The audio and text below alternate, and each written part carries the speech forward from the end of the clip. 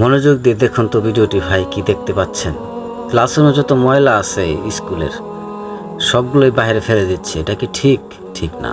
আর আমাদের চারিগ্রাম বড় ব্রিজের নিচে দেখুন কি অবস্থা ভাই, ভয়াবহ একটা অবস্থা। রাস্তাঘাটে যত ময়লা আবর্জনা আছে সবগুলো এখানে এসে ফেলে দেয়, এবং হোটেলে যে সমস্ত ময়লাগুলো আছে সন্ধ্যার সময় এসে সব এই জায়গায় এসে ঢাইলা দেয়।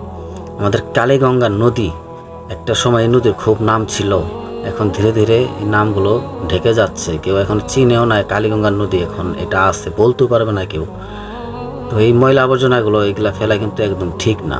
তো আমরা সচেতন হই, আমাদের বাজার কমিটির যারা আছেন তাদেরকে বলতেছি, আপনারা এগুলা পরিষ্কার পরিচ্ছন্নতা রাখার চেষ্টা করুন।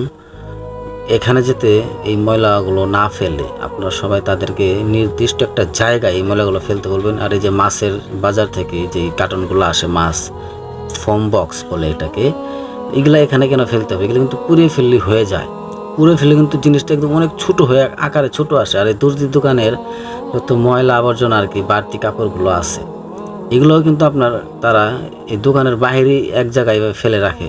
এগুলো কি হয়, ধীরে ধীরে ময়লা আবর্জনা হয়ে যায়। এগুলো কিন্তু জীবনও মজবে না মাটিতে। এগুলো প্রয়োজনে নতুন করে একটা কমিটি গঠন করুন যাতে এগুলো পরিষ্কার করা হয়। আর এই স্কুলের এই ব্যাপারটা কিন্তু আপনারা মাথায় রাখবেন। ছাত্রছাত্রীরা কি শিখতেছে স্কুল থেকে, এটা কিন্তু ঠিক না। ময়লা যেখানে সেখানে ফেলা যাবে না। আর এইগুলো আপনারা সবাই একটু ভালো করে ভেবে চিন্তে দেখবেন।